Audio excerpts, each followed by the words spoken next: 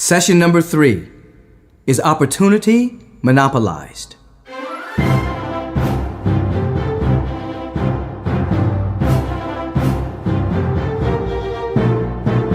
People labor under the false idea that they're living in a universe of lack and limitation and not enoughness. Please understand that the universe is the manifestation of the order, the harmony, and the intelligence of the mind of God. It is infinite. It is abundant. As a matter of fact, the visible universe is the tip of the iceberg of what is contained within the mind of God. The good that you are seeking, the good you wish to express in your life, the good you wish to embody and reveal comes from a source and a supply that is infinite beyond measure. You have the capacity to release all of that power and to reveal it in your life now. There's the unmanifest and there's the manifest. There is the visible, there is the invisible. There is the wave, there is the particle, if we want to use quantum analogy. So understand, you're living in a sea of abundance. As you begin to realize this, as you begin to understand this, you'll begin to understand that there's infinite opportunities in front of you all the time. There's infinite capacity within you all the time. There's infinite power within you all the time. The great secret is available to all. You don't need to be a special person. You don't need to be born under a lucky star. Your numbers don't have to be lined up just perfectly. This secret, when you begin to understand it, will change your life, and it is now available to you. Listen to session number 3. Is opportunity monopolized? Bob Procter will explain exactly why it is not.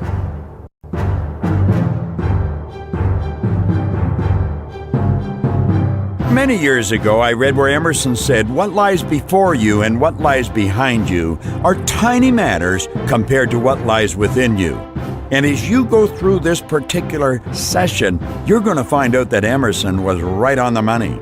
Waddell said, "You are not kept poor because opportunity has been taken away from you, because other people have monopolized the wealth and have put a fence around it. You may decide not to engage in certain kinds of business, but there are other channels open to you." At different periods, the tide of opportunity moves in different directions, according to the needs of the whole and the particular stage of social evolution which has been reached. There is an abundance of opportunity for the man or woman who will go with the tide instead of trying to swim against it. Office workers, either as individuals or as a group, are not deprived of opportunity.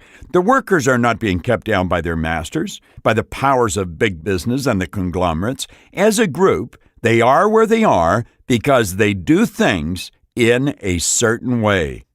When it begins to do things in a certain way, the working class can become the master class. The law of wealth is the same for it as it is for all other groups.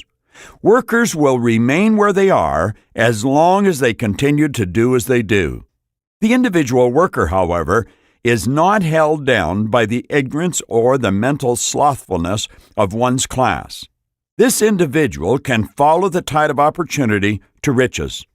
This seminar will create conscious awareness of the great secret of life.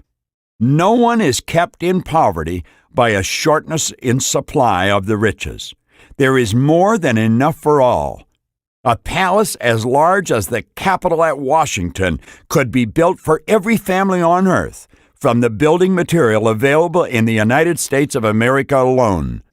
Under intensive cultivation, this country could produce enough wool, cotton, linen, silk, and food to clothe and feed each person in the world. The visible supply is practically inexhaustible, and the invisible supply really is inexhaustible. Everything you see on earth is made from one original substance, out of which all things proceed. New forms are constantly being made, and older ones are dissolving, but all are shapes assumed by one thing. There's no limit to the supply of formless stuff or original substance. The universe is made out of it. But it was not all used in the making of the universe. The spaces in, through, and between the forms of the visible universe are permeated and filled with the original substance, with the formless stuff, with the raw material of all things. 10,000 universes can still be made, and even then the supply of universal raw material will not be exhausted. No person, therefore, is poor because nature is poor or because there is not enough to go around. Nature is an inexhaustible storehouse of riches. The supply will never run short. Original substance is alive with creative energy and is constantly producing more forms. When the supply of building material is exhausted, more will be produced. When the soil is exhausted so that foodstuffs and materials for clothing will no longer grow upon it, it will be renewed or more soil will be made. When all the gold and silver has been dug from the earth, if human beings are still in such a stage of social development as to need gold and silver, more will be produced from the formless. The formless stuff responds to the needs of humans. It will not let them be without any good. This is true of man collectively. The race as a whole is always abundantly rich. If individuals are poor, it's because they do not follow a certain way of doing things, which makes the individual person rich. The formless stuff is intelligent. It is material which thinks. It is alive and is always impelled toward more life. It is the natural and inherent impulse of life to seek to live more. It is the nature of intelligence to enlarge itself and the quality of consciousness to seek to extend its boundaries and find fuller expression. The universe of forms has been made by formless living substance, throwing itself into form in order to express itself more fully. The universe is a great living presence, always moving, inherently toward more life and fuller functioning. You know, the more you think about this, the more powerful it becomes. You've got to understand that just because you can't see something, that doesn't mean there's nothing there. We're centered in a dynamic, creative, spiritual power.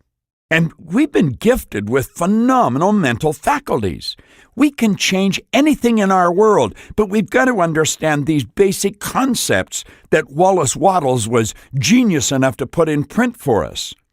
Nature is formed for the advancement of life. Its motive is the increase of life. For this reason, everything which can possibly minister to life is bountifully provided.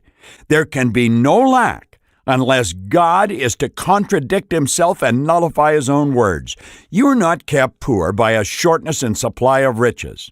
I shall demonstrate a little further on that even the resources of the formless supply are at the command of any man or woman who will act and think in a certain way. The great secret of life is available to all. And you know what that means? That means you, and that means me. And the only thing we will ever lack is awareness. And as we expand our level of awareness, we're going to see that we do have phenomenal powers. Spirit is always for expansion and fuller expression. It's never for disintegration.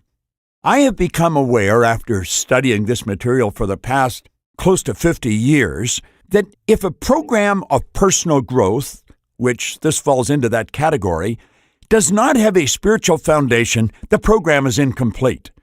This is a complete program. It is, without question, the most complete program I have ever come across insofar as developing great wealth.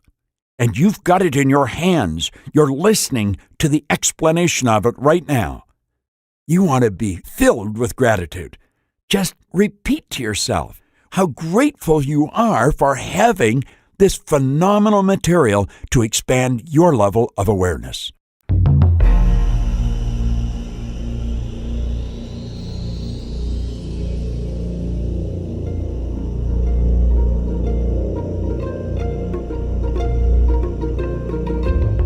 Let's take a look at the questions that go along with this particular segment of the Science of Getting Rich.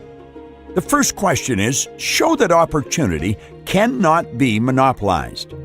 Now, of course, if you're sitting down somewhere where you can write out your answer. If you're not, just think about it. If you're driving along or walking down the street, really give that some thought. Show that opportunity cannot be monopolized. The answer to that is in this particular segment of the program. The second question, explain why the world's workers have their future in their own hands. It's such a magnificent concept and it's understood by so few. Explain why the workers have their future in their own hands. Next, ask yourself the question, what is meant by the invisible supply? What are we talking about? All the way through the program, we're talking about this invisible supply that permeates and penetrates and fills the inner spaces of the cosmos. What is meant by invisible supply? And last but certainly not least, how would you explain the secret to a stranger who is ignorant of this great truth? How would you explain the secret? Good question. You have the answer? I'm going to tell you something. When you have the answer to that and you can share it with someone else, the universe is going to abundantly reward you.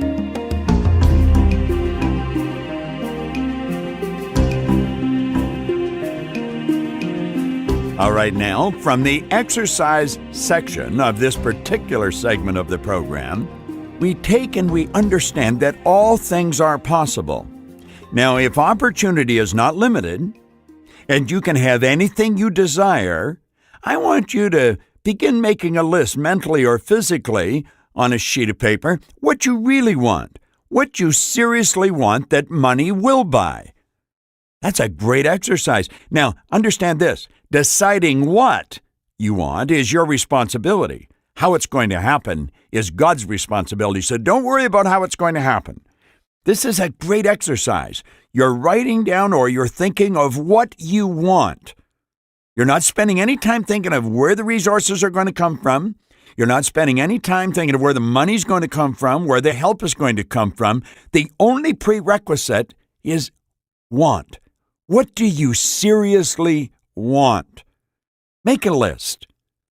Make it dynamic. Everything you've ever seriously wanted. Just visualize that there's a creative energy that's flowing to and through you. And as it flows into your consciousness, you've got the godlike ability to be able to turn it into an image of anything you want. What do you want? See, the problem has never been getting what we want. The problem is deciding what we want. I have come to the conclusion that the average individual has a governor in their mind that stops them wanting at a certain level. And if you're wondering what the level is, it's usually at the results that they're presently getting. Take the lid off your mind. Let your imagination soar. See yourself with all the good that you desire. There's no limit to what you can have. Visualize that funnel of creative, pure, unadulterated spirit flowing into your consciousness. And you can think of anything you want. You can make anything out of it. Go ahead and make up your list. Give some thought to it. Remember, it's what you want. Now, the last exercise in this particular segment of the program is Opportunity Monopolized, is for you to write a short essay on how this particular segment of this program will affect your business dealings. And remember what Waddle said, you don't get rich by doing certain things. Getting rich is a result of doing things in a certain way. Go ahead. Make that essay. Write it out. This is Bob Procter, and thank you.